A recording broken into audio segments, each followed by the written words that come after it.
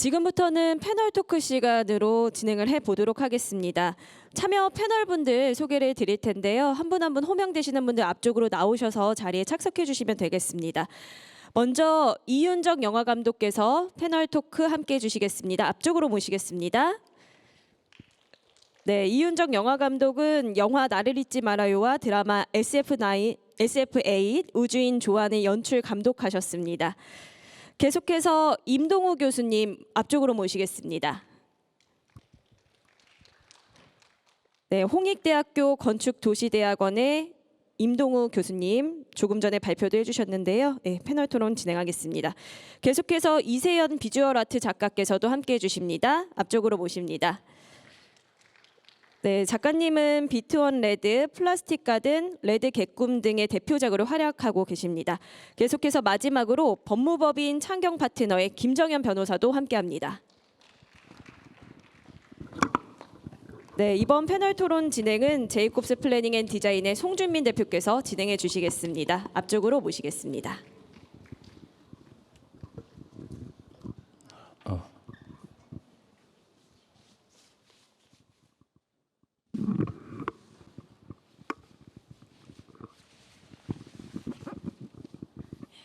예, 이번 세션은 조금 전 소개해드린 것처럼 이윤정 영화 감독님, 그다음에 임동우 건축가님, 그리고 이세연 비주얼 아트 작가님, 김정현 변호사님 모시고 저희가 기술이 발전함에 따라서 문화 창조 산업 그리고 생태계 환경이 어떻게 변하는지 좀 얘기를 나눠보는 시간일 텐데요.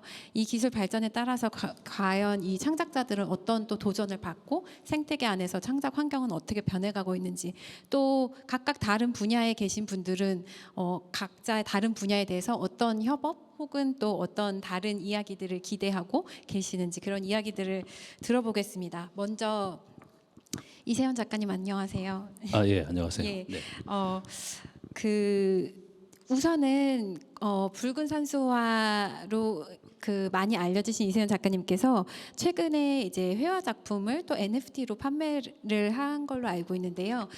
간단히 저희가 회화 작품 그리고 의 작업 과정 그리고 회화 작품이 NFT 경매로 참여됐을 때 회화 작업과 NFT 작업의 어떤 다른 점 그리고 혹은 회화가 NFT가 되는 과정 이런 것들 좀 들어볼 수 있으면 좋을 것 같습니다. 굉장히 강범위한 질문을 하셔가지고 질문을 한 번에 여러 개 했습니다. 짧은 시간에 대답하기 술 마시고 해야 될 대답 같은데 이거. 예. 어찌되었든 사실 요즘에 NFT와 메타버스가 예술계에서는 굉장히 큰 하두가 되기 시작하긴 했는데 이미 벌어진 현상이고, 근데 미술계 쪽 같은 경우는 NFT에 대한 불신이 아직도 굉장히 많이 있어요. 왜냐하면 이게 눈에 보이는 게 아니니까. 과연 이게 디지털로서 그게 어떤 가치에 관한 부분에서 정말 가치롭냐, 이게 가치롭지 않냐에 대한 문제는 늘 어떤 예술이든 그게 물론 비주얼화되어 있는 작품마저도 이게 가치롭냐 가치롭지 않냐가 제일 큰 하두이긴 하죠. 근데 그럼에도 불구하고 이게 비주얼화되지 않는 가상 세계에서 있어서 어떤 NFT 작품이 어떤 가치를 가지고 있을까? 단지 비트코인의 유통 구조로서 쓰임새로만 사용되고 있지 않나? 지금 루나나 이런 여러 가지 문제도 있는 것처럼 결과적으로 비트코인이 개발되면서 그것이 현실 세계에서 어떤 물건을 사고 팔고 하는 유통의 구조로서 활용이 잘 안 되고 있으니까 그게 가상 세계에서 비트코인을 활용하기 위해서 NFT가 개발되었다고 저는 추측을 하고 있어요. 그거 확실한 건 아니지만, 그럼에도 불구하고 예술계에서는 이게 그런 게 있지만은 또 한편으로서는 그게 새로운 어떻게 보면 시장의 개척이고 새로운 아티스트들이 뭔가를 표현할 수 있는 장르로서 이렇게 현실화되기 시작했죠. 하면서 근데 아까 말한 것처럼 그럼에도 불구하고 가치에 관한 부분인데 이제 질문에 대한 걸 좀 딴 얘기를 하고 있는 것 같은데, 근데 일단 그 질문을 하기 전에 이제 가치에 대해서 먼저 이야기를 해야 될 것 같아서, 그래서 NFT가 가상이지만 우리가 예술이라는 게 결국 예술의 가치가 뭐냐고 근본적인 철학적인 질문을 사실 해야 되잖아요, 그죠? 예.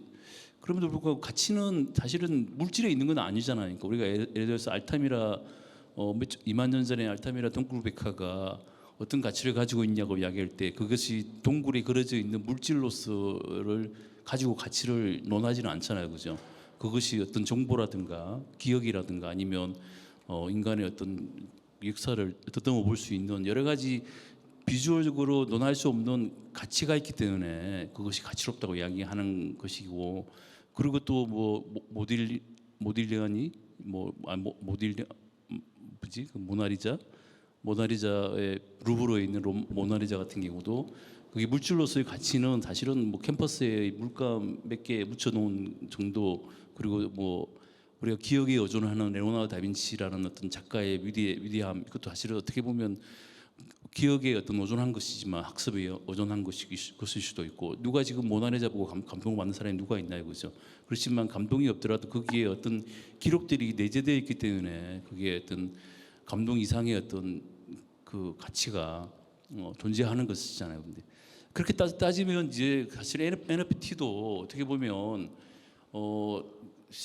눈으로 보이지 않는 어떤 물질의 세계이지만 그것이 어떻게 해석되어지고 어떻게 사람들과 이 현실 사회의 사람들과 어떻게 소통하냐에 따라서 그것은 엄청난 가치를 지닐 수 있다고 저는 생각을 해요. 그러니까 아티스트는 그냥 눈에 보이지 않는 작품이기 때문에 가치가 없다고 이야기를 할 수 있고, 마치 공이 김선달이 무슨 물 팔아먹는 것처럼 그렇게 이야기를 할 수 있겠지만, 그것이 어떻게 지금에 있어서 어떻게 소통이 되고 어떻게 만들어지고 그것이 현실 세계의 어떤 문제라든가 아니면 시대 정신을 어떻게 반영하냐에 따라서 그것이 새로운 아티스트들의 표현에 굉장히 무한한 가능성을 가지고 있는 더 가치로운 공간일 수도 있다고 저는 생각해요. 그러니까 제가 참여했을 때도 처음에 제가 이렇게 NFT 참여했을 때는 앞에 말한 것처럼 이게 마치 봉이 김선달의 어떤 그런 사기인 것 같기도 하고, 그럼에도 불구하고 제가 처음에 이제 그 NFT를 해야겠다고 결정 내린 게 이제 제가 스스로가 이제 그런 가치에 대한 철학적 정의를 이렇게 내리고 난 이후에 결정을 한 거예요. 내리고 난 이후에 마음 편하게 이게 어떻게 보면 무주공산의 어떤 새로운 영역의 어떤 대한민국 그 사회가 어떻게 하면 더 빨리 이런 부분을 더 선점해서 그대 담론을 만들면 괜찮지 않을까 해서 참여를 하게 되었고, 하면서 더 많은 발견된 부분이 뭐냐면, 예전에는 아티스트 금방 음악 이야기한 것처럼 아티스트들이 개인적으로 뭔가 어떤 전재성을 기반으로 해서 아니면 열정을 기반으로 해서 아니면 미친 짓을 하든 뭘 하든 그 기반을 해서 작품을 생산했다고 하면, NFT 같은 경우 내가 참여해서 느낀 건 내가 투여하는 시간과 물질 이런 모든 걸 제외하고 내 상상만으로도 협업이 가능한 분야가 이제 대두된 거죠. 그러니까 예를 들어서 영화를 만들 때 감독이 모든 촬영을 하고 뭐 이렇게 하는 게 아니라 연기자는 연기를 하고 뭐 편집은 편집 감독이 하고 하는 것처럼, 비주얼 아트 같은 경우도 지금까지는 모든 아티스트들이 모든 파인 아트뿐만 아니라 미디어 아티스트조차도 미디어를 자기가 스스로 공부해서 그걸 다루어서 미디어 아트를 만들고 생산하고 했는데, NFT를 생기면서 이제 아티스트들도 완전히 협업이 가능한 세계가 되었구나. 그러니까 아티스트들은 훨씬 더 상상의 영역을 더 이게 현실화될 수 있는 범위 내에서 자기가 기술을 배우고 해야 했지만 지금은 그럴 필요 없이 내가 뭔가를 만들고 싶으면 정말 IT의 좋은 기술자와 함께 서로 의견을 교환해서 그 가상 세계의 메타버스에서 뭔가 활용할 수 있는 작품을 만들 수 있구나 생각하면서 굉장히 너무나 큰 가능성이 있겠다, 그런 생각을 했었어요. 그러니까 질문이 좀 복잡했지만 대답도 좀 복잡했죠. 예. 그러면은 지금 그 NFT를 작업을 하시면서 협업 작업을 하시면서 더 이제 수월해지셨다고 말씀을 주셨는데, 작가님께서 회화 작업을 하신 걸 기반으로 상상력을 말씀을 해주시면 IT 기술자가 그걸 받아서 구현하는 작업이 그 부분이 조금 더 구체적으로 궁금하거든요. 일단은 지금은 그 IT 그 NFT 같은 경우가 시장성도 그렇고 그것이 사람들에게 주목도가 현실 세계를 바탕으로 해요. 그러니까 현실 세계의 유명한 작가들 작가들의 작품을 기준으로 해서 거기서 많이 활성화되고, 물론 이제 MZ 세대 같은 경우는 현실 세계에서 이렇게 어떤 작품으로 유명하지 않더라도 자기가 NFT 작업을 만들고 있는 작가도 많이 있지만, 아무래도 이제 그 기업들이라든가 아니면 IT 이쪽 플랫폼에 하는 분들은 현실 세계에서 뭔가 작품으로 많이 알려진 작가의 작업을 그 변환해서 하는 정도 수준으로 아직 머물러 있는 것 같아요. 그러니까 그러므로 그건 뭐 어떻게 보면 생태계의 뭐 한계인 것 같아요. 그러니까 결과적으로 가상 세계도 현실을 모방하는 수준에 머물러 있는 것이니까, 아무래도 이제 소통과 광고 뭐 이런 여러 가지 측면을 고려해 보면 현실 세계에 알려진 작업을 배난하는 수준으로 아직은 있는데, 글쎄 앞으로는 좀 다를 수 있을 거라고 생각을 해요. 그게 이제 가상 세계가 더 발달되고 그 가상 세계에 사람들이 더 많이 적응하다 보면 그 안에서 또 새로운 담론이 만들어지고 또 새로운 작품이 만들어지지 않을까 생각을 하고 있는 중입니다. 네, 감사합니다. 그 한 가지 더 여쭈고 싶은데, 우리가 그 역사적으로도 그렇고 회화 작품이랑 기술이랑 연관관계를 좀 봤을 때, 예를 들면 카메라가 등장을 했을 때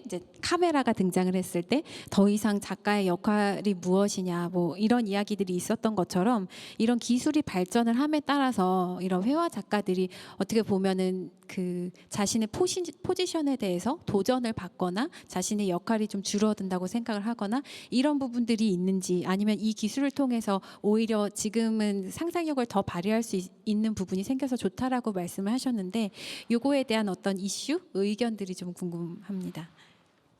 원래 세상의 작동 원리가 구심력과 원심력이 가지고 있는 작동 원리이기 때문에 뭔가 지키려고 하는 구심력은 늘 작동이 된다고 봐요. 그러니까 새로운 매체가 아무리 생겨도 회화의 본질에 대한 어떤 강한 그걸 지키려고 하는 작가군도 있고, 또 뭔가 새로운 것들을 받아들여서 새롭게 뭔가 확장시키려고 하는 원심력을 더 선호하는 작가들이 늘 있기 마련이라고 봐요. 그러니까 근데 이제 결과적으로 그 세대 간의 격차는 분명히 존재하는 거잖아요. 그러니까 그게 이제 제너레이션이라고 그러는데, 예전 같은 경우는 제너레이션이 뭐 100년 아니면 50년 정도 주기로 사람의 의식 구조와 가치관이 변한다고 생각한다면, 요즘에는 뭐 10년 정도면 생각 자체의 근본 틀도 달라지고 뭔가 봐가는 방법이 달라지기 때문에, 제가 보기에는 그 저희 세대들만 해도 다른 공간에서 다른 방식의 어떤 삶을, 같은 나라임에도 불구하고 뭐 서울하고 지방하고 완전히 10년 20년 차이 날 정도로 문화를 뭐 경험하고 살아 세대지만, 지금은 똑같은 공간에서 똑같은 사고 방식과 똑같은 매체를 이용해서 이렇게 그냥 거기에 익숙해져 있기 때문에 오히려 기술의 발달을 하면 원심력이 더 커지리라고 봐요. 그렇지만 부심력을 지키고자 하는, 아까 음악에서 인간의 뭐 예술의 영혼을 집어넣는다 뭐 이런 기대를 하고 싶다, 그런 시대가 올 것이다고 이야기하지만, 저 입장에서는 조금 그 예술의 본질이 뭐냐, 아니면 영혼의 본질이 뭐냐, 이렇게 그런 질문을 하다 보면 사실은 예전에 우리가 예술이라고 영혼이라고 생각했던 것들이 어떻게 보면 그들이 가지고 있는 기억이라든가 그들이 가지고 있는 감성에 의해서 정의가 되기도 하잖아요. 그러니까 그게 뭐 시대에 따라서 하나로 정해져 있는 게 아니라 사람에 따라서, 아니면 시대에 따라서, 가치관에 따라서 다 달라지기 때문에 우리가 말하는 영혼이라는 건 지금 말하는 영혼하고 미래의 MZ 세대들이 말하는 영혼하고는 좀 달라질 수 있겠다. 뭐 그들이 말하는 영혼을 담는다는 의미가 기술을 이용해서, 지금도 회화 파트 부분에서도 뭐 평면 작업을 하는 작가들 중에서 컴퓨터를 이용해서 작업하는 젊은 작가들은 20대 30대는 대부분 제가 보기엔 컴퓨터를 이용해 작업을 해요. 그러니까 컴퓨터 안에서 그림을 그리고 그걸 출력해서 그대로 이렇게 해서 물감만 덮는 수준으로 작업하는 작가들이 굉장히 많이 있는데, 그게 제가 이제 MZ 세대가 아니기 때문에 그걸 보면 걱정되는 부분은 있어요. 왜냐하면 우리는 예술은 결국 감각놀이고 자기가 어떤 영혼의 어떤 뭔가 유희적인 것도 있고 뭐 이런 것들이 굉장히 중요한데, 컴퓨터가 만들어 놓은 어떤 기술적인 한계에 의해서 작업이 만들어지고, 그게 어떻게 보기에는 굉장히 기술적으로 굉장히 발달돼 있고 세련돼 있고 완성도가 높아 보이지만은 제가 보기엔 좀 약간 구심력적으로 생각한다면 저렇게 해서 재밌을까 과연? 그러니까 내가 재밌을까, 본인 스스로가 재밌을까라는 생각도 해보면 그런 맥락에서는 조금 좀 달라 보이기도 하고 뭐 좀 복잡한 생각을 하고 늘 그렇게 저도 아직 결론이 없습니다. 그게 많은 창작자들의 가장 동일한 이야기인 것 같습니다. 지금 NFT에 대한 이야기가 나온 김에 또 NFT가 최근 이제 그 저작권 이슈랑 관련해서 되게 뜨거운 감자인 것 같아요. 그래서 그 NFT 그리고 이제 이 저작권 관련해서 우리는 창작자들은 또 혹은 이 산업 안에서는 우리가 어떤 대비가 필요한지 김정현 변호사님께 좀 묻고 싶습니다. 예, 이세현 작가님 말씀 잘 들었고요. 사실 이게 제가 아직 견문이 부족해서 그럴 수도 있는데, 그러니까 아까 카메라의 발전과 관련해서 말씀을 해주셨었는데, 그러니까 카메라의 발전이 크게 두 가지 측면에서 있었던 것 같아요. 첫 번째는 카메라가 발전하면서 그러면 사물을 그대로 재현한 이 사진이 과연 예술의 범주에 들어갈 수 있느냐는 논의가 있었고, 또 하나는 카메라의 발전이 있으면 회화는 다 죽는 거 아니냐 이런 논의가 있었잖아요. 하지만 그때 이제 결국에는 사진도 예술로 인정을 받았고요. 저작권도 당연히 인정이 됐었죠. 역사가 지나가면서. 그리고 이제 기존의 전통 회화 같은 경우는 또 인상주의로 발전을 하면서 새로운 사조들이 끊임없이 인간의 주관을 중시하는 그런 쪽으로 이제 발전된 것으로 이렇게 알고 있습니다. 근데 지금 되게 비슷한 현상이 나타나고 있는 것 같아요. 그러니까 NFT라는 게 결국에 어떤 디지털 매체를 토큰화를 시켜서 거기에 뭐 원본 증명을 한다든지 프로비넌스를 부여한다든지 이런 거잖아요. 그러다 보니까 이제 기존의 디지털 아트라고 했던 것들, 그러니까 저희가 뭐 웹 디자이너 이런 분들이 약간 이런 디지털 아트를 생성을 했을 때는 기존에는 디지털 아트라는 것도 당연히 저작권법상 저작물의 요건을 갖추고 있으면 저작권으로 보호가 돼요. 보호가 되지만 이게 디지털 아트라는 게 약간 그 말씀하신 것처럼 너무 컴퓨터라는 그 창작성의 제약이라는 것도 있을 수가 있고, 또 너무 복사가 쉽다 보니까 저작권을 주장하기도 어렵고 그에 따른 대가를 수취하기도 어렵고 그런 것들이 있었는데, 이제 NFT화를 통해서 그 원본 증명이 되면서 거기에 따른 이게 내가 만든 거야 희소성을 부여를 하면서 거기에 따른 대가도 받으실 수 있고, 심지어 그 대가라는 게 저희가 저작권법에서 항상 화두가 되고 있는 뭐 추구권, 공정한 보상이라고 말하는 그런 재판매가 됐을 때도 끊임없이 창작자에게 수익이 돌아오는 그런 구조에 대한 것들도 NFT의 설정을 통해서 극복 가능할 수 있다는 점에서 여러 가지 엔터테인먼트 산업에서 도움이 되고, 또 기존의 그런 디지털 아트라고 하면서 예술인가 아닌가 모호했던 부분들도 이제 예술의 범주를 좀 들어오게 하는 그런 게 있는 것 같아요. 그런데 또 이제 카메라와 인상주의 같은 그런 측면에서 또 생각을 해보면 저희 기존 회화 작품을 하셨던 수많은 이제 이 회화 작품을 하신 유형물 회화죠. 원본이 주는 아우라, 그 하나밖에 없는 그것과 관련해서는 또 새로운 도전을 맡게 되시는 것 같아요. 왜냐하면 저희 원본이 있는데 그 원본을 어떻게 보면 디지털화를 해서 그게 이제 토큰처럼 이렇게 활용이 되는 건데, 사실 이 NFT라는 거의 장점이 조금 전에 말씀드렸던 그런 로열티를 계속 이렇게 정당하게 수취할 수 있다라는 부분들도 있지만, 이 창작자와 소비자가 곧바로 연결이 됨으로 인해서 신진 작가들이 좀 더 쉽게 들어가는 그런 것들도 있는 것 같거든요. 근데 그런 장점들이 이제 기존 작가님들이 디지털화를 했을 때는 새로운 문제가 또 발생을 하는 것 같습니다. 그러니까 이게 컴퓨터화를 하는 게 어렵다 보니까 아무래도 기존의 어떤 기득권이 있었던 뭐 상업 갤러리라든지 아니면 에이전시라든지 이런 데서 이제 의존을 하시다 보니까 이제 기술적인 측면에서 좀 더 다양한 표현을 하실 수 있는 그런 창작적인 측면에서의 장점 말고, 저 변호사니까 법률적인 측면에서 제가 예전에는 이 순수 예술 분야, 미술 분야에서 뭔가 매절 계약 이런 형태의 계약을 사실 본 적이 없었거든요. 근데 최근에는 이런 디지털화가 되면서 오히려 그런 계약들로 좀 우려가 있다 싶은 것들도 가끔 보게 돼요. 그래서 이제 디지털화를 이제 하셔야 되니까 이걸 권리를 넘기시는데 이제 저작권 분명히 가지고 계심에도 불구하고 이 저작권을 계약을 통해서 그냥 통째로 이렇게 넘겨버리셔서 그 디지털화와 관련해서 오히려 작가 선생님 본인조차 창작자 본인조차 마음대로 하기 어려운 그런 좀 폐단들이 좀 있는 것 같습니다. 그래서 그런 부분에 대해서는 뭐 계약을 잘 쓰면 되지 뭐 이렇게 말씀드리면 좋겠지만 사실 이 힘의 균형 관계라는 게 그렇게 안 되잖아요. 그렇기 때문에 좀 사회적 인식이 좀 있어야 될 것 같고 저희 뭐 출판계에서 매절 계약이 큰 이슈가 됐던 것처럼 이렇게 지금 디지털화가 되고 있는 상황에서도 이런 시각적 창작자분들이나 항상 문제되고 있는 뭐 영상 저작자분들이나 이런 분에 대한 관심도 지속적으로 좀 촉구가 필요한 것 같습니다. 예. 예, 감사합니다. 그 다음에 이윤정 감독님께 질문을 좀 드릴 텐데요. 아까 앞서 임동우 소장님께서 자율주행에 대한 발표를 좀 해주셨었는데 그 이윤정 감독님이 만드셨던 SF 우주인 조안이라는 데 보면은 자율주행 자동차가 나오는데 어떤 고민에서 그런 소재를 선택을 하셔서 했었는지 조금 말씀을 부탁드리겠습니다. 일단 그 SFAC라는 재작년이 됐네요 벌써. MBC에서 방영되고 이제 AB에서 제작하고 지금 웨이브 오리지널로 올라가 있는 그 SF 앤솔로지 영상물 기획이 있었어요.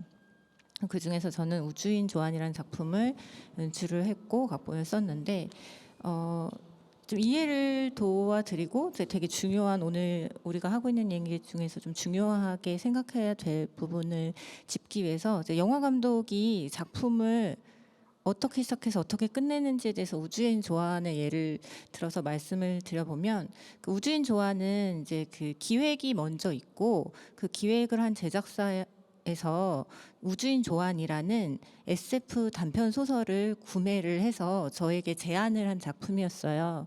그래서 우주인 조안이라는 소설에서의 주요한 설정은 그 근미래에 지구에 최소한 한국에 미세먼지가 너무 가득 차가지고 사람들이 이렇게 그 수명을 길게 할 수 없는 지경에 이를 정도의 오염이 일어난 상황에서 그 청정복이라는 기술이 개발이 돼서 그 우주인처럼 그러니까 그 공기와의 접촉을 최소화하는 의복을 입고 지내는 사람들이 등장하게 되었고 그런데 그 의복이 너무 비싸서 이 의복을 입을 수 있는 자들과 입지 못하는 자들로 나눠진 세계를 그린 소설이었어요. 그래서 거기에서 이제 계급의 문제도 이야기하고 있고 뭐 청춘과 삶과 죽음의 문제도 얘기하고 있는데 그러니까 결과론적으로는 그 의복을 입지 못하는 계급은 수명 자체가 짧아진 그렇게 수명 차이가 나는 계급이 존재하는 세상이다. 이게 굉장히 중요한 설정인 소설이었는데 우리가 지금 여러 분야의 그 창작자들이 모여서 이야기를 하고 있는데 소설에서는 이 설정을 준비하고 그 캐릭터의 내면과 관련도 행동도 물론 묘사하지만 공간에 대해서 그렇게 열심히 묘사하지 않아요. 왜냐면 이야기를 따라가야 하고 소설은 소설만의 작법이 있으니까요. 근데 제가 그 작품을 받아들였을 때 그래서 소설에는 자율주행차가 등장하지 않습니다. 그런데 제가 막상 그것을 영상화하려고 그 각본을 다시 쓰려고 보니까 그럼 어떻게 이동을 하지? 문은 어떻게 열지? 그 건축물에서 바깥 야외로 나갈 때 문을 열면 폴루션이 다 들어올 텐데 이런 모든 그 문제에 부딪히게 된 거예요. 그래서 영화 감독들은 이렇게 어떤 세계가 주어지면은 그 영상적으로 공간을 최소한 해결을 하면서 그 작업을 진행해야 합니다. 그런데 제가 다시 처음으로 돌아가서 저에게 주어졌던 작업 환경은 8월 달에 방송을 해야 되는데 2월 달에 작품을 받았어요. 그래서 4월 달에 촬영을 했어야 됐어요. 그리고 2월 달에 작품을 받았는데 제가 다른 작품 시나리오를 쓰고 있어서 3월부터 시나리오를 썼어야 됐거든요. 그러다 보니까 정말 이 생각을 진짜 빠르게 구체화해야 했고 그리고 저에게 예산이 또 있었습니다. 근데 이 작품, 이 앤솔로지가 처음 시도하는 것이다 보니까 SF임에도 불구하고 예산도 되게 크지가 않았어요. 그러니까 내가 쓸 수 있는 돈에도 불구하고 보는 사람들에게는 예산 때문에 공간과 설정의 개연성이 틀렸습니다를 또 말을 할 수가 그건 말이 안 되는 거잖아요. 그것이 저희에게 주어진 이제 영화 감독의 사명인데 그렇기 때문에 자율주행차를 생각하지 않을 수가 없었어요. 그 이야기 중에 이곳에서 저곳으로 이동을 하는데 이동 장면을 완전히 생략하면 영화가 굉장히 이상해 보이거든요. 그렇기 때문에 이동에서 물론 자율주행차만이 아닌 상상 얼마든지 할 수 있어요. 이 설정 안에서 무슨 기차를 타고 갈 건지 뭐 지하를 파서 다닐 건지 절대로 밖으로 나오지 않는다는 새로운 공간이 존재할 건지 근데 이것들이 가장 비싼 것이었고 저에게는 자율주행차가 제일 싼 솔루션. 영화 안에서 말씀드리고 진짜 세계가 아니고 영화 안에서 일단 차라는 게 현재 세계에 존재하고 있고 거기서 이제 그 CG로 이렇게 그 핸들을 좀 지우고 근데 사실 그것도 바로 그 솔루션으로 돌입한 건 아니었고 뭐 사실은 대기업의 뭐 모델카 같은 것을 좀 받을 수 있을지 뭐 이런 협업 같은 것도 조금 그 노크를 해보긴 했는데 저에게 주어진 시간이 너무 짧아가지고 그것이 이루어지지 않았거든요. 그러다 보니까 그 주어진 시간 안에서 이제 현재 존재하는 자동차의 핸들을 지우고 핸들이 있는 건 너무하지 않냐. 자율주행차인데 핸들은 없애자. 그게 정말 비쌌어요. 그 CG 핸들을 지우는 게 저희 예산에서는. 하지만 제가 그걸 포기하지 않고 왜 미세먼지 영화인데 자율주행차에 돈을 다 쓰고 있는지에 대해서 많은 비난을 받았지만 이건 그 미세먼지 세계 최소한의 개연성이다 이걸 주장하면서 이제 핸들을 지우고 그 안에서 이제 그 모녀가 운전을 하지 않고 이렇게 뭐 누워서 진행을 하는 장면이 있었고 그게 첫 장면에서 이제 바깥 그 창문을 이렇게 그 가로수가 쫙 펼쳐 있는 현재와 똑같은 창이 보이다가 그 사실 교통 경찰 아니고 경찰이 이 차를 세우게 되는데 그때 이제 경찰이 세운다라는 그 메시지가 화면에 뜨게 되고 그것 때문에 밖에 그 디스플레이 모드를 바꾸면서 바깥에 폴루션이 쫙 있는 장면을 이렇게 보여주는 걸로 그 첫 번째 씬이 시작하게 되죠. 그래서 미세먼지의 환경에서 자율주행차라는 공간이 사실 이 세계를 세팅하는 그런 역할을 하는 걸로 제가 각본을 고쳐 쓰고 이제 촬영을 해서 굉장히 중요한 역할을 하게 됐는데요. 아까 제가 그 임동우 소장님 발표를 들으면서 땅을 쳤거든요. 저분을 먼저 알았어야 되는데. 다음 영화에. 네네. 제가 또 다른 게 공간 있는데 따로 말씀드리고 저분을 먼저 알았어야 되는데 이런 생각을 되게 많이 했어요. 그러니까 말씀드리고 싶은 건 사실 그 영화 감독들이 작품을 개발하는 과정은 굉장히 가성비의 자본의 프로덕션의 구조에 종속돼 있어요. 그러다 보니까 그리고 그것을 가장 아끼는 방법으로 그 산업의 비용 지출은 일어나거든요. 하지만 저희 창작자들은 그 산업이 저희에게 비용을 주지 않는 시간들에 창작을 뭐 생각이라는 거를 하죠.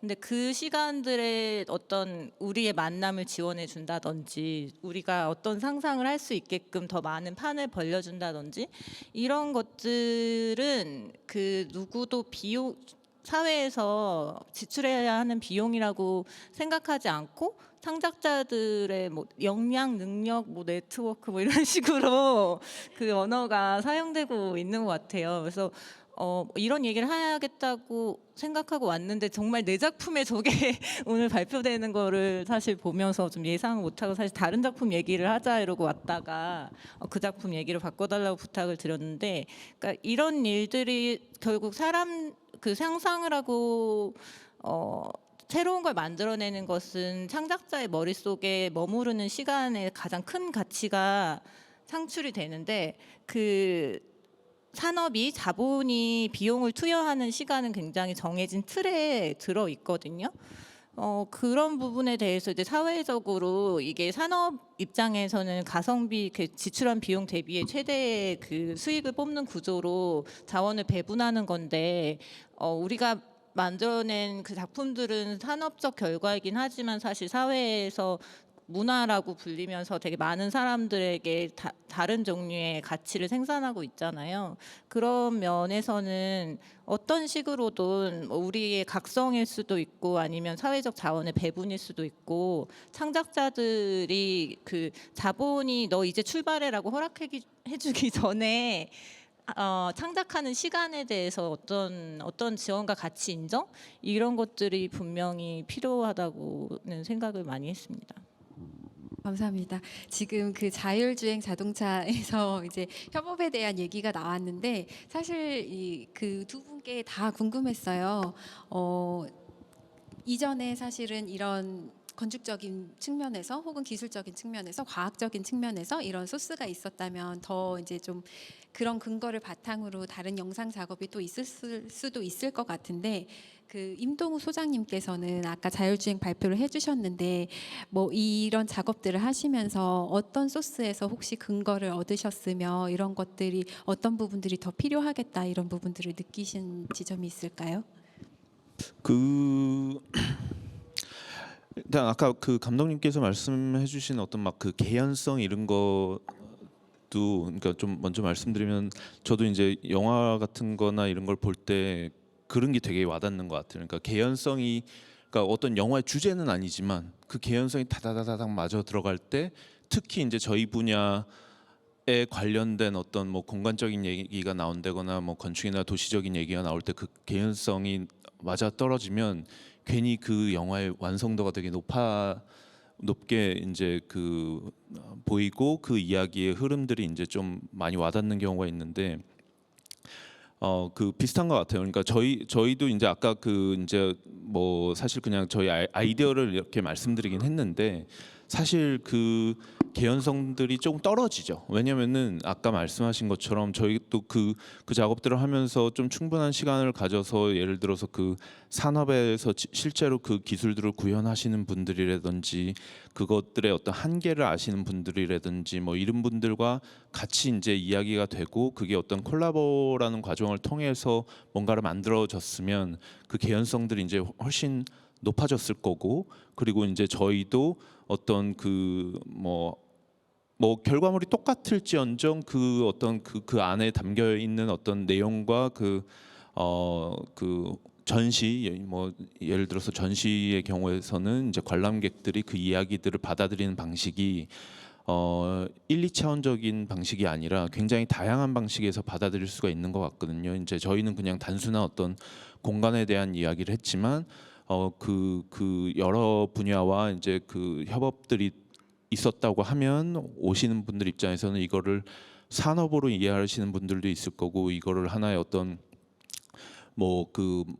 이제 그 사회로 이야기를 하시는 분들도 있을 거고 여러 다양한 방식들로 이해할 수 있는 차원들이 높아졌을지 않았을까 이런 생각을 하면서 말씀하신 부분 굉장히 많이 공감을 합니다. 네네.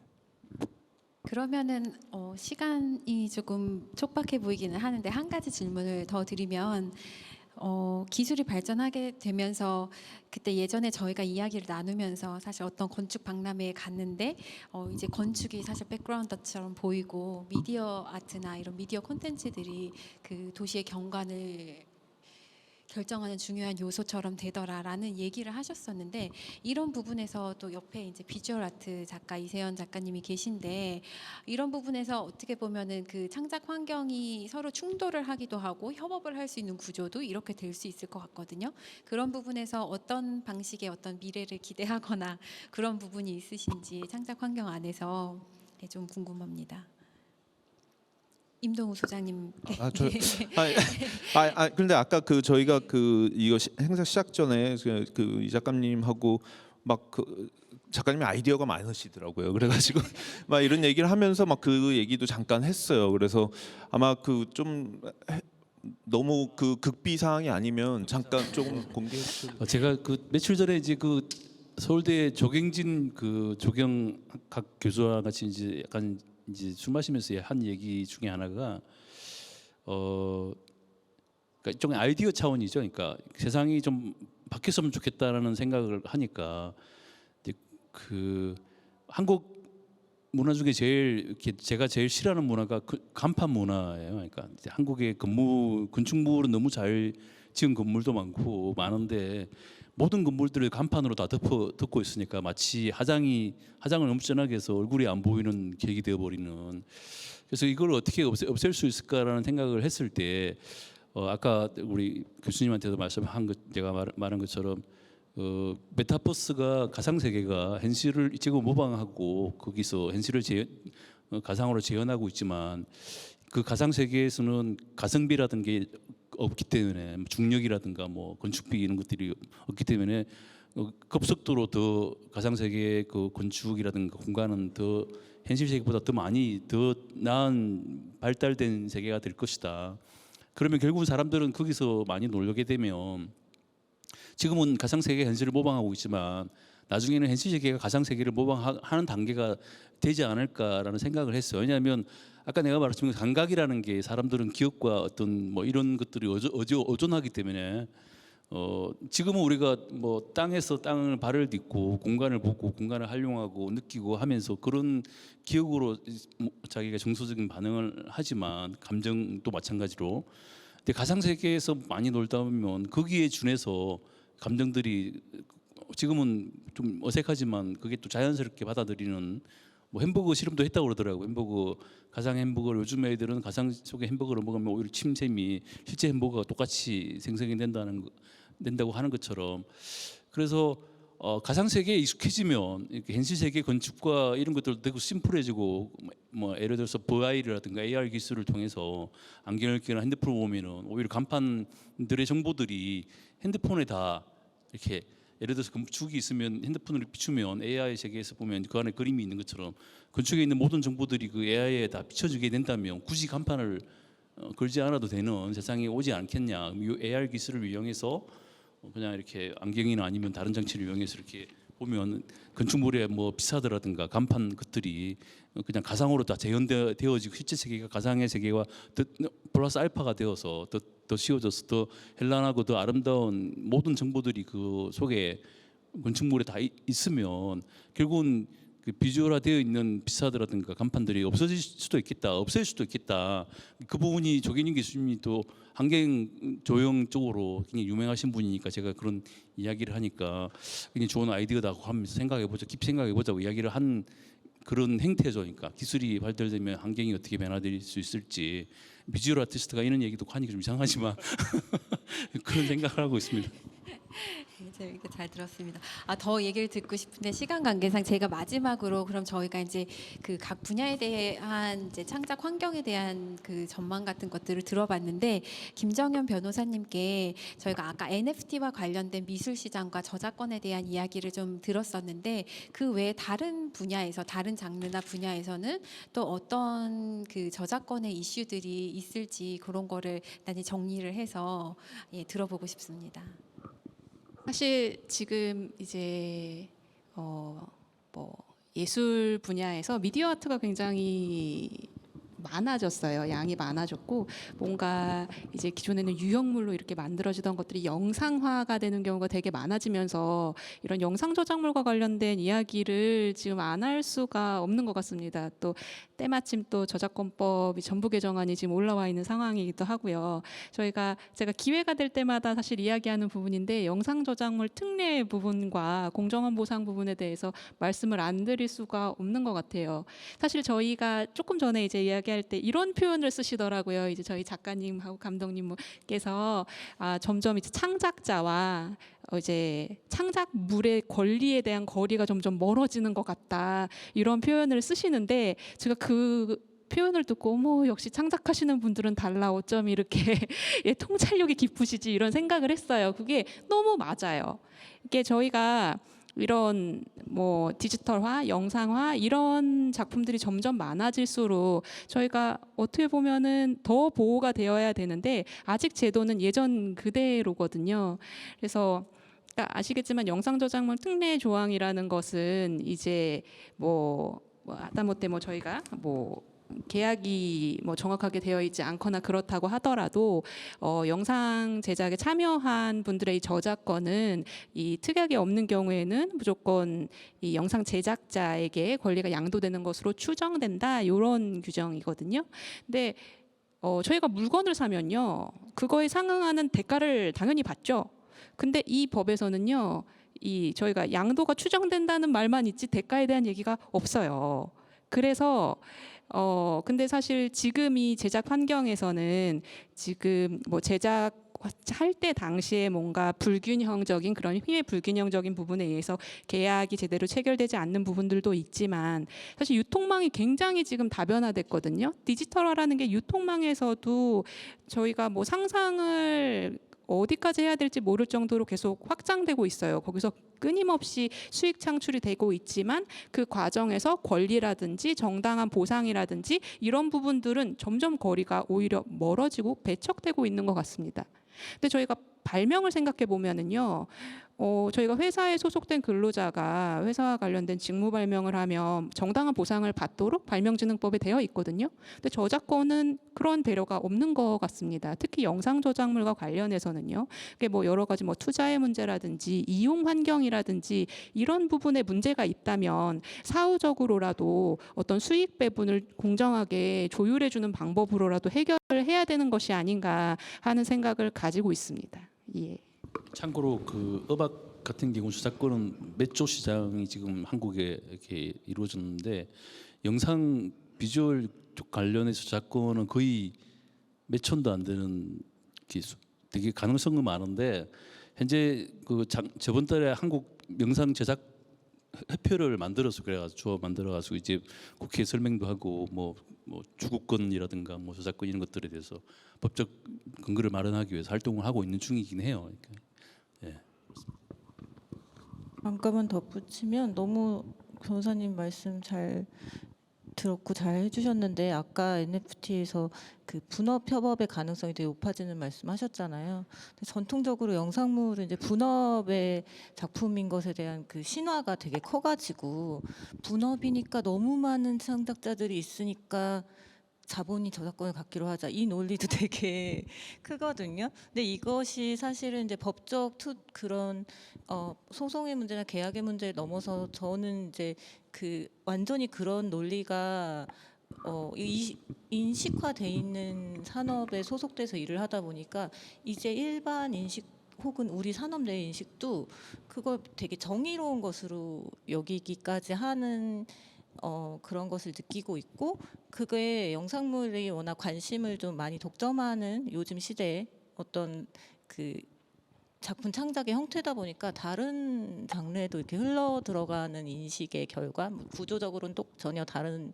위치에 서 있더라도 그런 것들을 많이 토로를 하시더라고요. 뭐 웹툰이나 뭐 이런 다른 쪽에서. 그래서 좀 그 문제도 오늘은 시간이 짧은데 따로 협회를 설정하셨다고 하니 들어보고 싶습니다. 예, 감사합니다. 그러면 저희가 지금 기술이 발전하면서 앞으로 좀 대비해야 되는 부분들 그리고 각각의 산업에서 좀 이야기 나눴으면 하는 부분들에 대해서 얘기를 나눴는데요. 오늘 여기까지 짧지만 토크 마치고 함께 해주셔서 너무 감사합니다.